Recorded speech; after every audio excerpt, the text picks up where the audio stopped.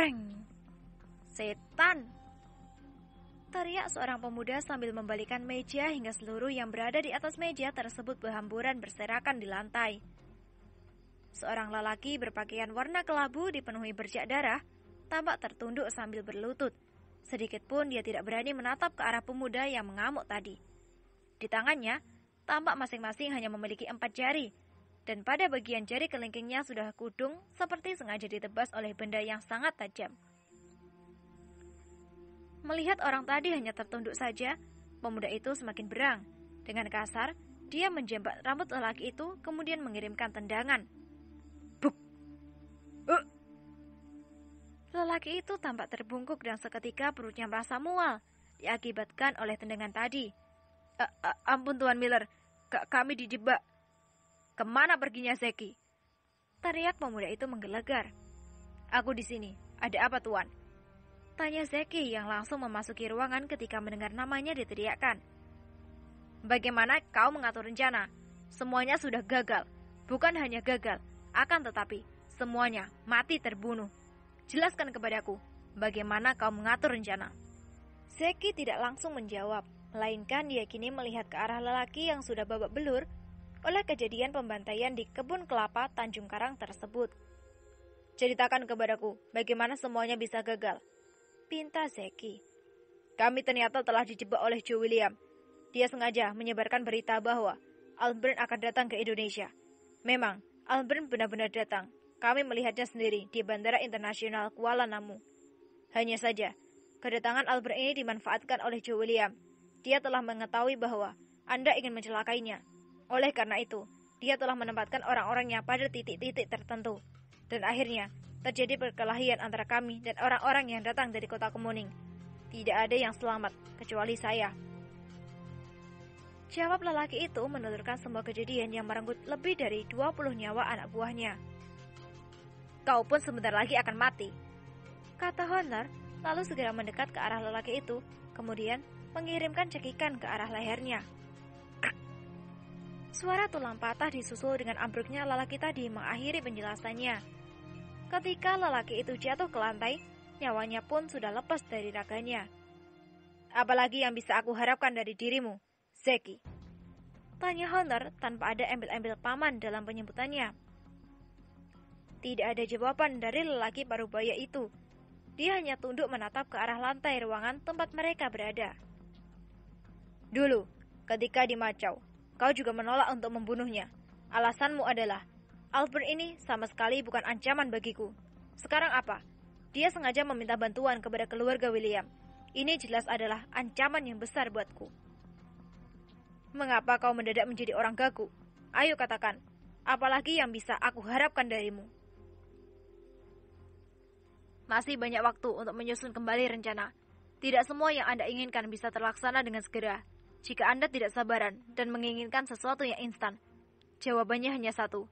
Semua orang akan meninggalkan Anda. Aku telah bekerja untuk keluarga Miller. Ini sejak Anda belum lahir. Belum pernah aku ditekan seperti ini.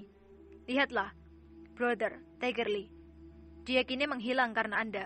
Apakah Anda ingin aku meninggalkan Anda juga? Hah! Bentak Honor dengan kesal. Dia mengibaskan tangannya menyuruh Zeki untuk pergi. Belum lagi Zeki meninggalkan ruangan itu, Honor segera berteriak. Cari Paman Tigerly, ajak dia untuk kembali. Jika menolak, katakan bahwa ini adalah perintah dari kepala keluarga Miller. Zeki bergeming sejenak, lalu tanpa menoleh, dia segera berlalu pergi. Di kota Kemuning, Joe yang saat ini mengadakan pertemuan dengan seluruh kepala organisasi di setiap kota, hanya bisa garuk-garuk kepala ketika melihat seorang lelaki berusia sekitar 65-an, berbadan tegap, tinggi, sedikit berperut besar. Ini karena dia telah merusakkan bumper depan mobil lelaki tua itu ketika kejadian tadi. Siapakah lelaki tua itu? Dia adalah Lalah, sang penguasa Dolok Ginjang. Di samping lelaki tua itu, tampak ada seorang lelaki tua berkepala botak yang sama usia dengannya. Lelaki itu adalah Poltak, raja bawah tanah untuk pasar senjata gelap di kawasan Dolok Ginjang, sampai ke Tanjung Karang. Selamat datang, kakek Lalah dan kakek Poltak, kata Joe sambil bangun dan berjalan ke arah lelaki tua itu untuk menyambutnya. Hehe, ketua, Anda sangat sopan. Tetapi, mengapa Anda tampak sangat salah tingkah? Tanya Lala sambil mengusap kepala Joe. Mobil Anda, mengapa dengan mobilku? Tanya Lala dengan mata mendelik. Hal ini membuat Joe menelan ludah. Mobil Anda, hehehe, mobil Anda hancur olehku.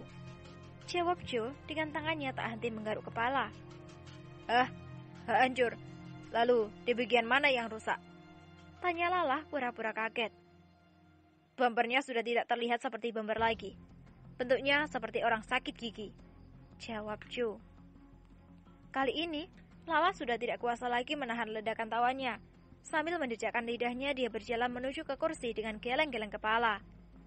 Namora, yang berada di samping Joe, segera menatap ke arah pemuda yang sebaya dengannya itu. Kau mau ganti rugi? Tanyanya. Gantilah. Kau 400 juta, aku 600 juta. Kau juga terlibat. Jawab Joe. Enak saja dia melenggang sebelum menoleh hidungnya.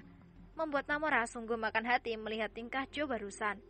Setelah Joe sampai di kursi ketua, dia segera memandang satu persatu mereka yang ada di ruangan itu sebelum berkata.